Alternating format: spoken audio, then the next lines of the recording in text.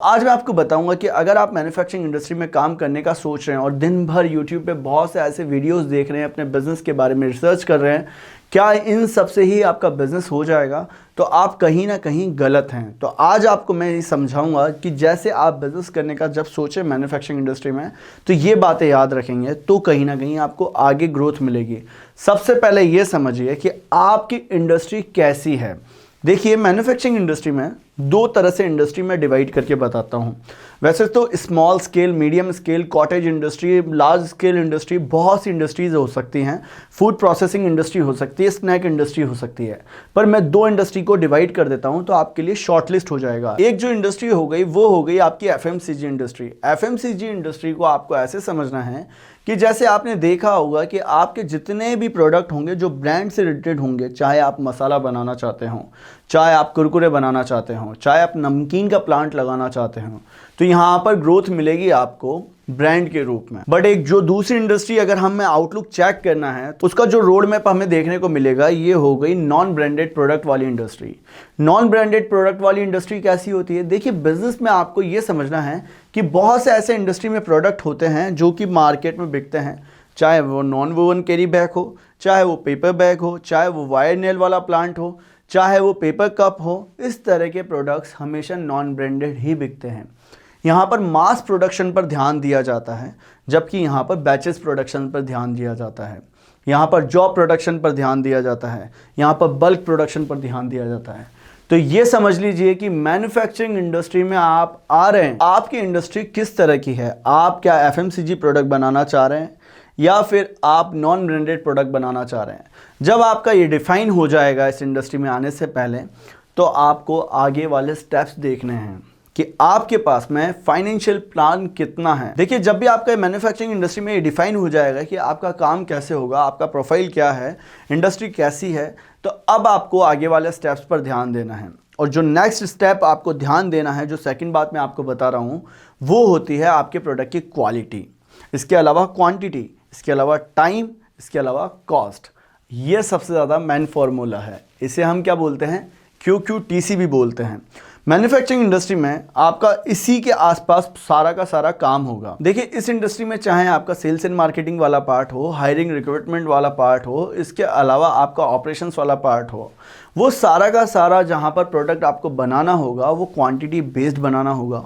Quality आपको देनी पड़ेगी, टाइम एंड डिलीवरी का ध्यान रखना पड़ेगा और कॉस्ट इफेक्टिव प्रोडक्ट आपको बनाना पड़ेगा ताकि आपको मार्जिन्स मिलें, ऑन प्रॉफिट पर आप काम करें। तो इस इंडस्ट्री में आपको ये बात हमेशा ध्यान रखनी है। आपको हमेशा बैचेस प्रोडक्शन के साथ में जब चलना है, जब आपका प्रोडक्ट ब्रांड के रूप में हो, जब आपका प्रोडक्ट अगर मास लेवल पर आप प्रोडक्शन कर रहे हैं, तो आपका नॉन ब्रांडेड प्रोडक्ट हो, तभी आपको उस बात पर ध्यान देना है। देखिए, क्वांटिटी अगर आपने बना दी मास प्रोडक्शन में, तो आपको प्रॉफिट एंड मार्जिन्स की परवाह नहीं करनी है। वहाँ लो प्रॉफिट एंड मार्जिन्स पर भी काम कर सकते हैं, पर उसके साथ साथ आपको क्वालिटी भी देनी है ताकि आपका कस्टमर रिलेशनशिप हमेशा अच्छा रहे। जो प्रोडक्ट अगर कहीं पर भी जाता है, तो अगर उसकी एक बार क्वालिटी चेक करी जाए तो आपका प्रोडक्ट आपके कॉम्पिटिटर से बेस्ट निकले। देखिए, क्वांटिटी बेस्ड अगर आप काम कर रहे हैं, वहाँ पर क्वालिटी ऊंच नीच हो सकती है, पर आपको क्वालिटी हमेशा देनी है। अगर आपका एफएमसीजी वाला प्रोडक्ट है तो वहाँ पर क्वांटिटी सबसे पहले नहीं आएगी, वहाँ क्वालिटी बेस्ट होगी, तभी आपका प्रोडक्ट आगे बिकेगा। तो आपको इसी तरह से समझना है कि मैन्युफैक्चरिंग इंडस्ट्री में ये बातें अगर आपने ध्यान में रखी तो आप अच्छा पैसा बनाएंगे, जो मैं आपको समझा रहा हूँ। अब तीसरी जो बात आपको देखने को मिलती है वो होती है आपके बिजनेस में सेल्स वाला पार्ट आपको संभालना होगा। देखिए, ऑपरेशंस में आप हमेशा फंसे रहेंगे। आप अपने प्रोडक्ट को बेहतर बनाने के लिए काम भी करते रहेंगे, पर आप कब तक अपने प्रोडक्ट को बेहतर बनाएंगे? लोग तो कचरा भी बेच देते हैं। तो आपका प्रोडक्ट जब मार्केट फिट बना नहीं है, आप सोचें बना कर ही बेचूंगा, उसको थोड़ा सा टेस्टिंग में जाने दीजिए, फिर आप उसको धीरे धीरे कमर्शलाइज करिए।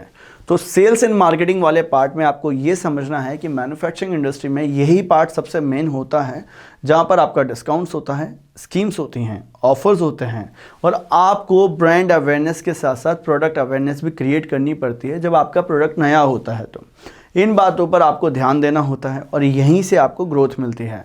देखिए, बिजनेस में हमेशा ये समझना है कि मैन्युफैक्चरिंग इंडस्ट्री में ये पार्ट अगर आपने मिस कर दिया, इस पार्ट की नॉलेज नहीं है तो आप आगे नहीं बढ़ पाएंगे, आपको ग्रोथ नहीं मिलेगी। तो इस इंडस्ट्री में काम करने से पहले आपको आपका सेल्स वाला पार्ट मजबूत रखना है। बहुत से लोग क्या करते हैं, अपनी सेल्स टीम बढ़ाने पर ध्यान लगाते हैं। देखिए, मैन्युफैक्चरिंग इंडस्ट्री में आपकी सेल्स टीम आप 10 रख सकते हैं, 20 लोग रख सकते हैं, पर आप क्या कर सकते हैं, इनडायरेक्ट सेल चैनल पार्टनर आप कितने भी बना सकते हैं। चाहे आप रिटेलर बना सकते हैं, होलसेलर बना सकते हैं, डिस्ट्रीब्यूटर बना सकते हैं। तो इनकी इनफाइनाइट गिनती है, कोई गिन नहीं सकता कि आपके कितने भी डिस्ट्रीब्यूटर आप बनाएं, कोई रोक नहीं रहा है। बस आपको आगे से आगे अपने प्रोडक्ट्स के लिए स्कीम्स देते चलना है ताकि लोग आपके साथ में कन्वर्ट हो सकें। तो अगर आप सोच रहे हैं कि आपके पास में ज़्यादा से ज़्यादा सेल्स पर्सन होंगे तो आपका बिजनेस डबल होगा, ऐसा आप गलत सोचते हैं। इस फील्ड में आने से पहले ये सोचिए कि आपको इनडायरेक्ट सेल चैनल पार्टनर्स बनाने हैं। जितने आपके इनडायरेक्ट सेल चैनल पार्टनर होंगे उतनी ज़्यादा आपको ग्रोथ मिलेगी। और इस इंडस्ट्री में बहुत से लोग इस बात को इग्नोर करते हैं। वो क्या सोचते हैं, हमारे ज़्यादा से ज़्यादा 2 सेल्स पर्सन रख लिए, 4 रख लिए, अब ये लोग ही सामान बेचेंगे। नहीं, आपको उस तरह से प्रोडक्ट को बेस करना होगा, उसकी पोजीशनिंग वैसे करिए कि कंज्यूमर के माइंड में आपके ब्रांड की अवेयरनेस क्रिएट हो और आपका प्रोडक्ट की मार्केट में डिमांड हो, चाहे वो ब्रांड हो या नॉन ब्रांडेड हो। हर एक चीज़ में आपको डिफाइन करने के लिए इनडायरेक्ट सेल चैनल पार्टनर्स बनाने होंगे। तो मैंने ये 3 बातें इसलिए समझाई है। इस इंडस्ट्री में आपको काम करने से पहले ये बातें याद रखनी होंगी, या आप इस इंडस्ट्री में काम कर रहे हैं तो आपको इन बातों पर हमेशा ध्यान देना है। अगर आप हमारे साथ में मैन्युफैक्चरिंग मास्टरी कोर्स के साथ में ट्रेनिंग करना चाहते हैं, पूरा का पूरा स्ट्रक्चर हमारा कोर्स है जहां पर आपके मार्केट सर्वे से लेके सेल्स एंड डिस्ट्रीब्यूशन तक आपको 50 से ज़्यादा वीडियोस मिलेंगे, जहां हायरिंग होगा, प्लांट लोकेशन होगा, प्लांट लेआउट होगा, हर एक चीज़ बताई है हमने कि ब्रांड कैसे बनाना है, प्रोडक्ट को स्कीम्स कैसे देने हैं, ऑफर्स कैसे देने हैं, हर एक चीज़ समझाई है। तो अगर आप कुछ सीखना चाहते हैं, आप अपने ऊपर इन्वेस्ट करिए और अपने लाइफ की सबसे बड़ी सॉल्यूशन का हल चाहते हैं कि जहां पर आपको बिजनेस करने के बारे में नॉलेज नहीं है और बिजनेस की नॉलेज लेना चाहते हैं, तो आइए हमारे साथ में जुड़िए। हम आपको बताएंगे कि आपका काम कैसे स्टार्ट होगा और उसे कैसे आपको ग्रोथ तक लेकर जाना है। तो अगर आपको ये वीडियो पसंद आया है तो वीडियो को लाइक करिएगा, सब्सक्राइब करके बेल आइकन को प्रेस करिएगा दोस्तों, ताकि वीडियो की नोटिफिकेशन मिल पाए, और शेयर करिएगा इस वीडियो को उन लोगों के साथ में जिन लोगों को लगता है कि मशीन से ही बिजनेस शुरू हो जाते हैं। तो मिलते हैं दोस्तों नेक्स्ट वीडियो में, तब तक के लिए बने रहिएगा हमारे साथ।